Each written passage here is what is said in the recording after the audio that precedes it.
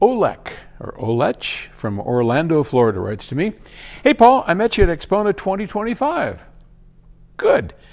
Thank you for passing on your IRS 5 upgrade knowledge to those of us trying to extend the life of the IRS betas.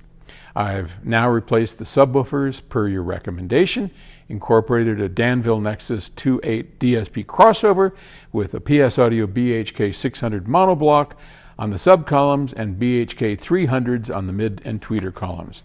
That sounds like a killer system. And the IRS betas, honestly, were probably the best speakers that Infinity ever made.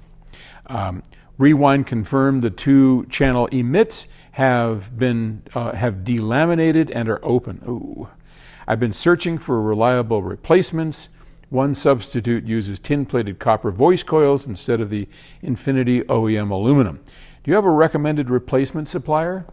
No, and I will tell you, grab whatever you can, because Corey, who used to do all of that, passed away.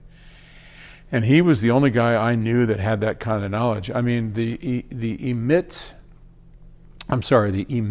the electromagnetic induction motor, or mid-range, those were incredibly difficult to build. The neodymium magnets on that are so powerful, if you were to take the screws out of it, it would fly across the room. I mean, if it didn't kill you along the way. I mean, it just explodes. You have to have these presses, and I saw Corey's setup. Amazing. I wouldn't get near one of them, to be honest. The magnetic pressures involved in that are just stunning. And over time, those drivers are all going to fail. So if you have somebody that has a slightly different than aluminum, or grab it, go for it. I can't even imagine a good replacement. I mean, you'd want to go with a planar. You could, you could use the planars that Chris designed, that we have an 8-inch planar that the problem is it wouldn't fit into the space. It has completely different performance characteristics.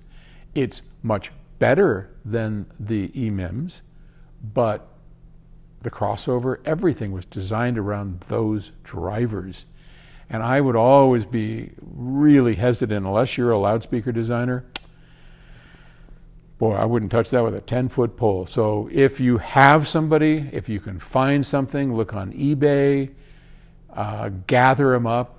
In fact, when I owned Infinities, I had a constant reminder, not a reminder, what is it called? Like a little scout or whatever that looks for anytime somebody puts an EMIM on eBay, I get notified like that, and I would go buy it right then. I probably had 10 or 15 extra ones that over time I've given to people, and I wish I could with you. But anyway, enough.